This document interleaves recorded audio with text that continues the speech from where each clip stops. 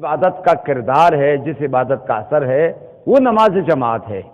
نیز نماز جماعت دین کا ستون ہے، دین کے اساس ہے، دین کی زینت ہے، دین کی قوت ہے، دین کی بقا اور دین کی پیشرفت، دین کے استحکام کا اساسی ترین اور بنیادی ترین عبادت ہے۔ اسی وجہ سے دین اسلام میں سب سے زیادہ نماز جماعت کی تاکید کی گئی ہے، نماز جماعت کی سفارش کی گئی ہے، یہاں تک کہ ہمارے مراجع کے فتویٰ میں بھی آیا ہے اور روایات میں بھی آیا ہے۔ تھوڑا توجہ کریں، مہربانی اس کو سنیں اور عمل کریں خدا کے لیے۔ لیکن ذرا برابر معاذ اللہ روایت میں غلطی کرے اور آیت میں غلطی کرے، غلط بتائیں تو ہمارا روزہ جو ہے نا وہ شہید ہو جاتا ہے۔ تو ہم یہ نہیں چاہتے کہ معاذ اللہ ہمارا روزہ شہید ہو جائے اور معاذ اللہ جو ہے نا وہ اپنا آپ کو گناہگار کریں اور آپ کو ایسی بات بتائیں جس کا دین میں اس چیز کا کوئی بات نہیں ہے۔ توجہ کریں، دین اسلام میں اصل جو نماز ہے نماز با جماعت ہے، اصل نماز با جماعت ہے، یعنی جو حکم ہے وہ نماز با جماعت ادا کرنے کا حکم ہے۔ اگر آپ مجبور نہیں ہیں، بیمار نہیں ہیں، عذر شرعی نہیں ہے تو حکم شرعی یہ ہے کہ آپ نماز جماعت کے ساتھ ادا کریں۔ یہ قرآن کی صریح آیت ہے، وَارْكَعُوا مَعَ الرَّاكِعِينَ، یہ خدا کا حکم ہے کہ تم نماز رکوع کرنے والوں کے ساتھ ادا کرو، یعنی با جماعت ادا کرو۔ تو اصل جو اسلام میں نماز ہے نا وہ فرادہ نہیں ہے، فرادہ نہیں ہے، جماعت کے ساتھ ہے۔ لیکن چونکہ پروردگار عالم اسلام کو آسان بناتا ہے، لوگوں کی مجبوریوں کا خیال رکھتا ہے، تو ہر جگہ تو جماعت ممکن نہیں ہے، ہر جگہ تو مسجد بھی ممکن نہیں ہے۔ انسان بہت ساری جگہوں پہ چلا جاتا ہے جہاں جماعت بھی نہیں ہے، مسجد بھی نہیں ہے۔ اس وجہ سے فرادہ نماز کا اجازت دیا گیا ہے، فرادہ نماز کی اجازت ہے، اصل نماز نہیں ہے، اصل نماز باجماعت ہے۔ یہ باجماعت نماز کا حکم اس وقت سے جاری ہوا جب سرور کائنات مدینے تشریف لائے، ہجرت کی، تو اس وقت جماعت کی آیت آئی، جماعت کا حکم آیا۔ جب جماعت کا حکم آیا تو سرور کائنات نے مدینے کی تمام مومنین کو حکم ہوا، آج کے بعد سے پروردگار عالم نے نماز جماعت کا حکم دیا ہے، تم اپنے گھروں میں نماز ادا نہ کرو، ہر حال میں مسجد میں آنا ہے اور باجماعت نماز ادا کرنا ہے۔ ہاں اگر کوئی معذور ہے، نابینا ہے، یا یہاں تک کہ کوئی چل نہیں سکتا، وہ عذر شرعی رکھتا ہے، اس کی عذر کی وجہ سے خدا معاف کرے گا۔ لیکن اگر عذر نہیں ہے، عمدن اور بالکل جان بوجھ کر نماز جماعت ترک کرتا ہے تو پیغمبر کا فرمان ہے ایسے لوگوں کی نمازیں اپنی گھروں میں نہیں ہوگا۔ لا صلاۃ لجار المسجد الا فی المسجد، جو مسجد کے ہمسائے ہیں ان کو گھر میں نماز پڑھنے کا حکم نہیں ہے، الاؤ نہیں ہے، جائز نہیں ہے، الا فی المسجد، مگر ہر حال میں آئے مسجد میں اور باجماعت جو ہے نا وہ نماز ادا کرے۔ ہاں اگر عذر رکھتا ہے تو پھر وہ مجبوری کے تحت خدا اس کی نماز کو قبول کر لیتا ہے۔ لہذا جب حکم آیا نماز جماعت کا تو پیغمبر نے بہت زیادہ تاکید کی کہ آج کے بعد مسجد میں آنا ہے، مسجد نبوی نماز پڑھنا ہے اور بغیر عذر شرعی کے نماز جماعت کو ترک نہیں کرنا ہے۔ یہ میں آپ کو شیخ صدوق ہمارے بزرگ اور عظیم مجتہدین میں سے، بزرگ علماء میں سے ہے، شیخ صدوق وہ ہستی ہے جو امام حسن عسکری علیہ السلام کی دعا سے ان کی ولادت ہوئی ہے۔ امام حسن عسکری کا وکیل جو ہے جناب شیخ صدوق کے والد جناب ابن بابوے، شیخ حسین ابن بابوے ان کا نام ہے۔ قم میں ان کا بہت بڑا روزہ ہے، لوگ وہاں زیارت کے لیے بھی آتے ہیں۔ امام حسن عسکری کا وکیل تھا قم میں، لیکن بہت عرصہ دراز ہوا ان کی اولاد نہیں تھی، حضرت ابراہیم کی طرح کہ ان کی اولاد نہیں تھی، تو کئی سال گزر گئے۔ تو امام حسن عسکری کے وکیل بھی ہے اور عظیم شخصیت بھی ہے، امام سے عرض کیا یا ابن رسول اللہ میں صاحب اولاد نہیں ہوں، آپ دعا کریں خدا مجھے اولاد عطا کرے۔ تو امام حسن عسکری علیہ السلام نے شیخ صدوق کے لیے دعا دی، خدایا ان کو ایک ایسا بیٹا عطا کر جو نیک ہو، صالح ہو، عالم ہو اور مکتب آل محمد کی عظیم خدمت گزاروں میں سے ہو۔ یہ دعا مستجاب ہوئی، جناب شیخ صدوق کی ولادت ہوئی۔ شیخ صدوق نے 300 کتابیں لکھی ہے۔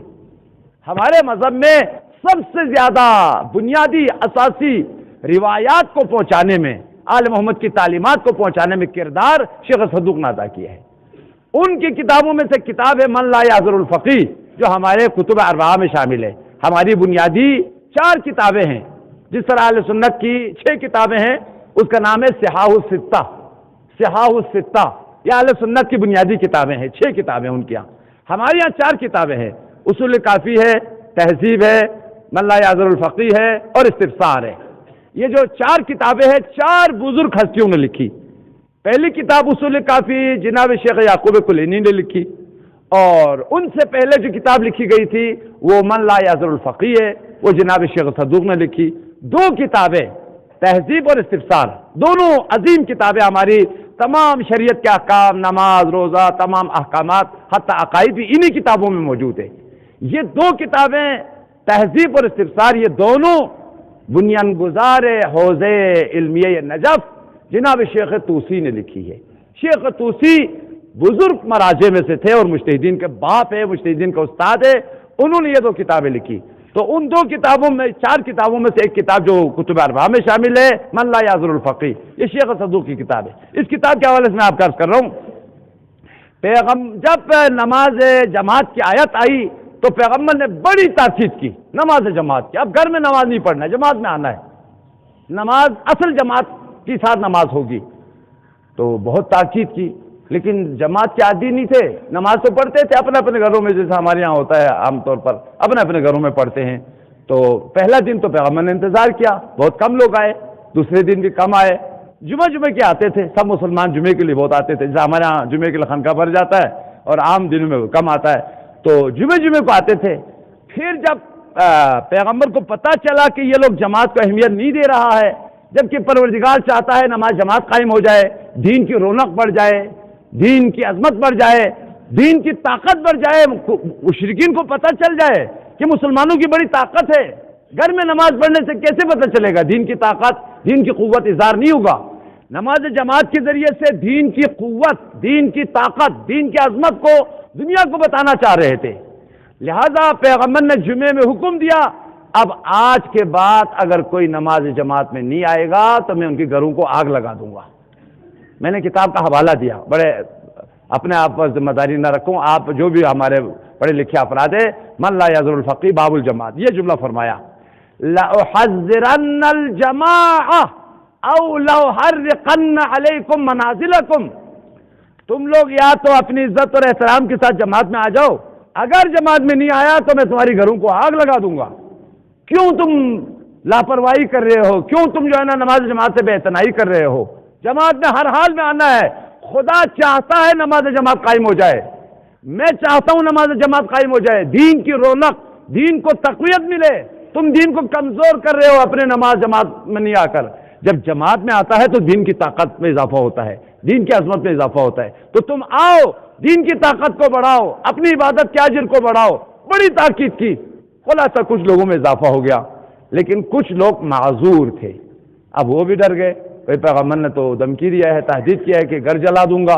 تو وہ بیچارہ ایک نابینا جو ہے نا پیغمبر کے مسجد کے قریب میں تھا، تو وہ آئے پیغمبر کی خدمت میں، آ کر عرض کیا یا رسول اللہ میں تو نابینا ہوں، میں واقعا جماعت کا شوق رکھتا ہوں، جماعت میں آنا چاہتا ہوں، لیکن ہر وقت بندہ نہیں کہ جو میرے ہاتھ پکڑ کے جماعت میں لے کے آ جائے، لہذا میں مجبور ہوں، میرے لیے کیا حکم ہے؟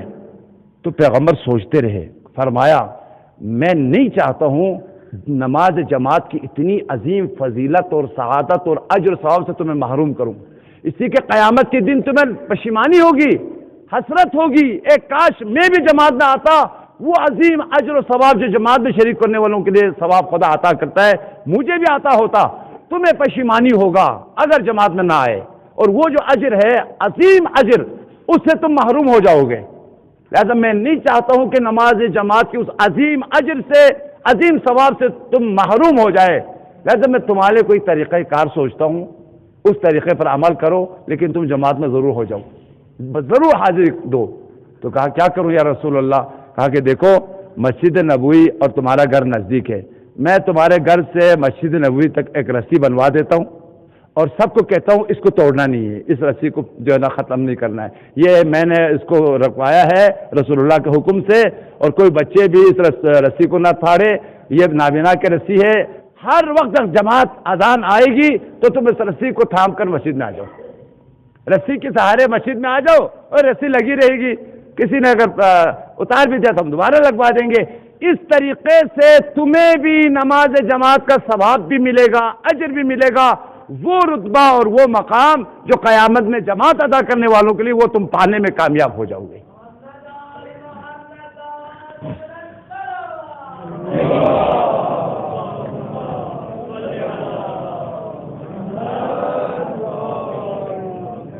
تو یہ شخص اپنی پوری زندگی اسی طریقے سے اس رسی کے سہارے مسجد میں آتے رہے اور نماز جماعت کا سعادت اور یہ فضیلت اور یہ اجر پاتے رہے۔ توجہ کرے، یعنی پیغمبر کسی بھی انسان کے لیے یہ اجازت نہیں دیتا ہے، مجبوری تو کجا، یعنی عام حالات تو کجا، مجبوری میں بھی انسان جماعت کی سعادت سے محروم ہو جائے۔ اس لیے کہ مومنین کرام تو توجہ کرے، نماز جماعت میں وہ آثار ہے، وہ برکات ہے، وہ عظیم حکمتیں پوشیدہ ہے جو دنیا اور آخرت دونوں کی کامیابی کا راز ہے۔ جو باجماعت نماز ادا کرتا ہے اور نماز باجماعت ادا کرتے ہوئے دنیا سے چلا جاتا ہے، پیغمبر نے فرمایا اللہ تعالیٰ اس شخص کے لیے عذاب قبر کو معاف کر دیتا ہے، قبر اس کے لیے بہشت بن جائے گی۔ جو آدمی مسلسل نماز پڑھتے رہے، مولا کائنات کا فرمان ہے القبر روضۃ من ریاض الجنہ، یہ قبر نہیں تھا، بہشت کا ٹکڑا تھا۔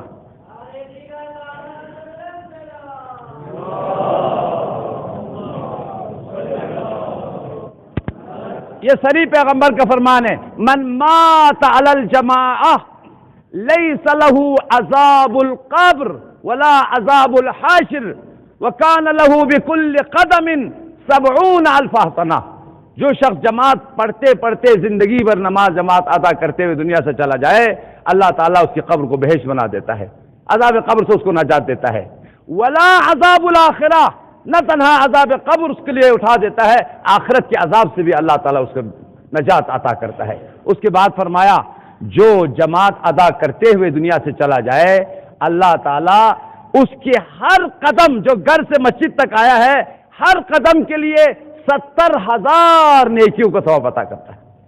بکل قدم 70,000 حسنہ، جتنا دور سے آیا ہے اتنا اس کو ثواب میں اضافہ ہے۔ ہر قدم کے بدلے اللہ تعالیٰ اس کے 70 نیکیوں کا ثواب لکھ دیتا ہے، 70 گناہوں کو مٹا دیتا ہے، 70 درجات کو بلند کرتا ہے۔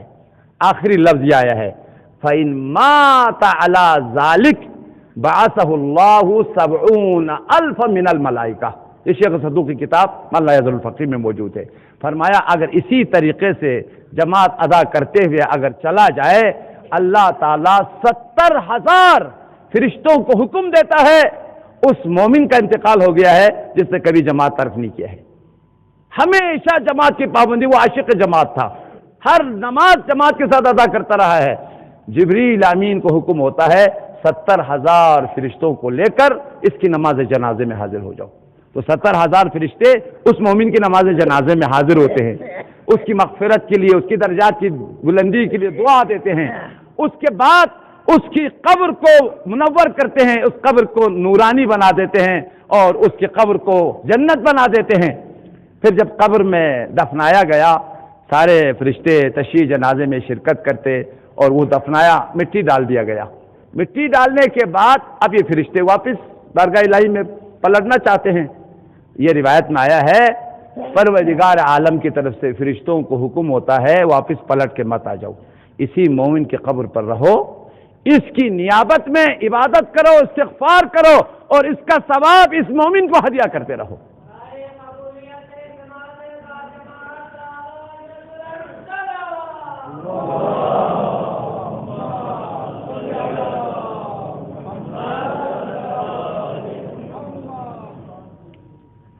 نماز جماعت کا حکم ایسے شان سے آیا، یہ بھی اصول کافی میں ہے یہ روایت اور من لا یزال الفقیر دونوں میں ہے۔ جب یہ آیت نازل ہوئی وَارْكَعُوا مَعَ الرَّاكِعِينَ، تو جبریل بہت خوشحال انتہائی نورانی چہرے کے ساتھ پیغمبر کے حضور میں آیا، کہا یا رسول اللہ، اللہ تعالیٰ نے آپ کے لیے ایک عظیم گفٹ، ایک عظیم ہدیہ عطا کیا ہے، میں وہ ہدیہ آپ کے لیے لے کے آیا ہوں۔ یہ وہ ہدیہ ہے جو اس سے پہلے مقرب ترین انبیاء کو خدا نے عطا نہیں کیا ہے۔ لم یعطا من قبلک احد من الانبیاء، نہ ابراہیم کو یہ ہدیہ دیا ہے، نہ موسیٰ کو یہ ہدیہ دیا ہے، نہ عیسیٰ کو یہ ہدیہ دیا ہے. جتنے بھی انبیاء اولو العزم گزرے کسی کو یہ ہدیہ نہیں دیا ہے. یہ ہدیہ صرف اللہ نے اپنے حبیب کو عطا کیا ہے اور آپ کی امت کو عطا کیا ہے. یہ ہدیہ آپ کی امت کے لیے سب سے عظیم ترین ہدیہ ہے. پیغمبر بہت خوش ہوئے، بہت عظیم ہدیہ جو انبیاء کو نہیں ملا ہے وہ اللہ نے مجھے، میرے طفیل میری امت کو عطا کیا ہے. جبریل سے عرض کیا، یا جبریل ما ہذہ الہدیہ، وہ کون سا ہدیہ ہے جو انبیاء کو نہیں عطا ہوا، میری امت کو مجھے عطا کیا ہے؟ تو جبریل نے فرمایا یہ آیت لے کے آیا ہوں، وَارْكَعُوا مَعَ الرَّاكِعِينَ، آپ کی امت کے لیے نماز جماعت کا ہدیہ لے کے آیا ہوں، نماز جماعت کا ہدیہ لے کے آیا ہوں، اور یہ آپ کی امت کے لیے اور آپ کے لیے سب سے عظیم ہدیہ ہے. تو پیغمبر نے فرمایا، اخی جبریل ما للجماعہ، میری امت میں سے جو جماعت کے ساتھ نماز ادا کرے ان کے لیے کیا ثواب ہے، ان کے لیے کیا اجر ہے؟ تو جبریل نے بہت ثواب بیان کیا ہے، بہت کچھ اس روایت میں آیا. تفصیلی روایت ہے، 200 صفحے پر مشتمل روایت ہے. ایک نمازی اگر آئے تو کتنا ثواب ہے، 2 نمازی آئے تو کتنا ثواب ہے، 4 نمازی آئے، یہ گنتا چلا جاتا ہے، ثواب بیان کرتا جاتا ہے.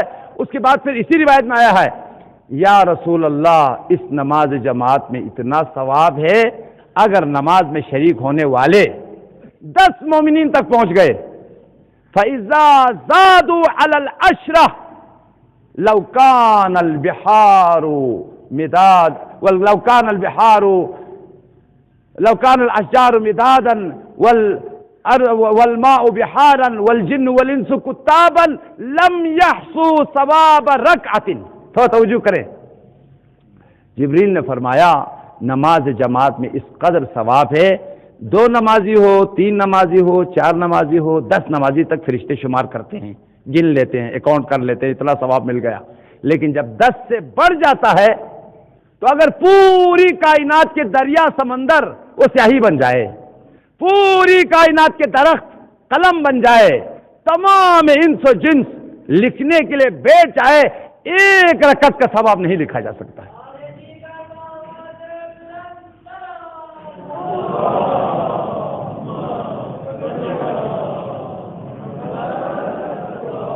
یہ لفظ آیا ہے لم یدرکوا ثواب رکعت، ایک رکعت کا ثواب بھی کوئی جن و انس تمام فرشتے لکھنے کو بیٹھ جائے، کسی کی یہ طاقت نہیں اس نماز جماعت کا ثواب لکھا جائے الا اللہ، صرف خدا کو پتا ہے اس کا کس قدر ثواب ہے، کس قدر اجر ہے. اس کی بات پھر ایک لفظ اور بتایا، توجہ کرے، اگر کوئی شخص ایک سجدہ جماعت کے ساتھ ادا کرے، جبریل امین نے فرمایا خیر من عبادت السنہ، ایک سجدہ 1 سال کی عبادت سے افضل ہے.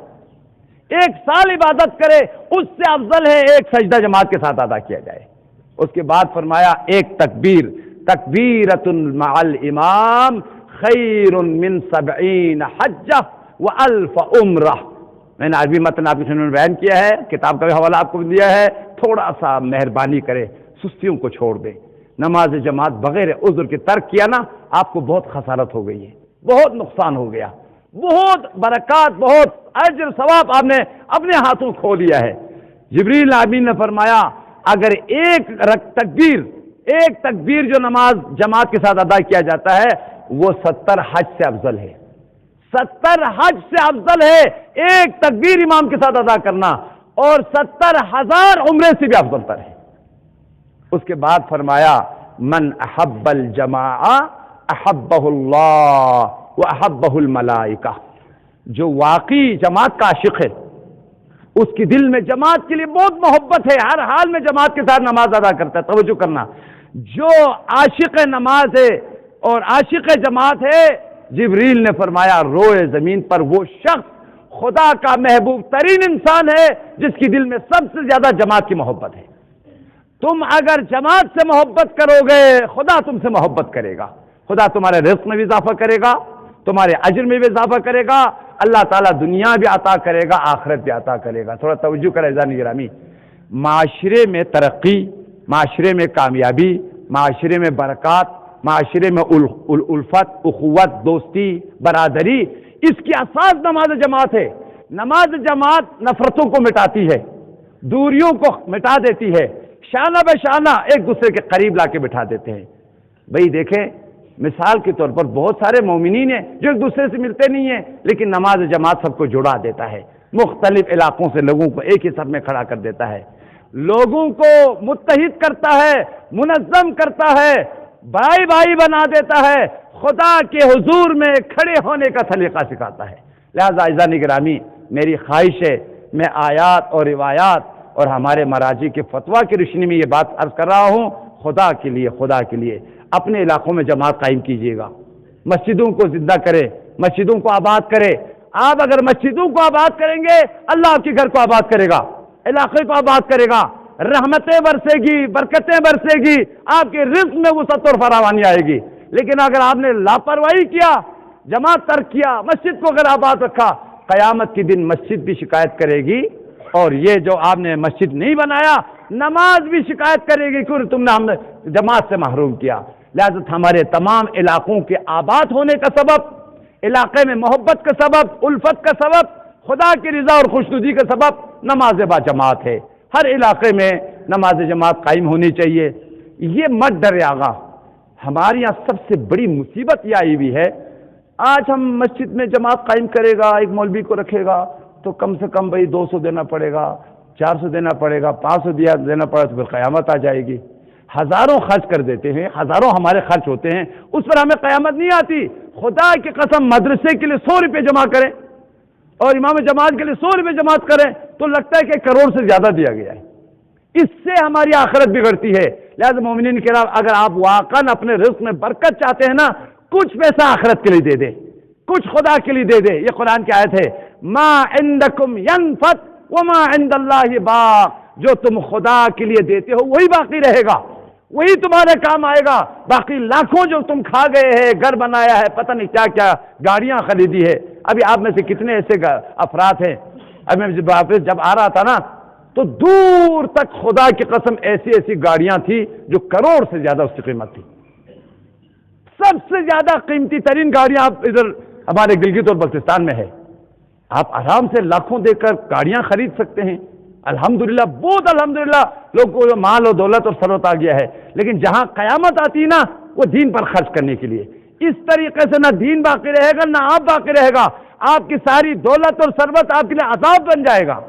لہذا عزیزو، خدا را کچھ دین کے لیے بھی خرچ کرے، نماز قائم کرے، مسجد قائم کرے، مدرسہ قائم کرے، تاکہ آپ کو دنیا بھی ملے اور آخرت بھی ملے۔ بارگاہ الہی میں دعا ہے، خدایا تیرے انبیاء کا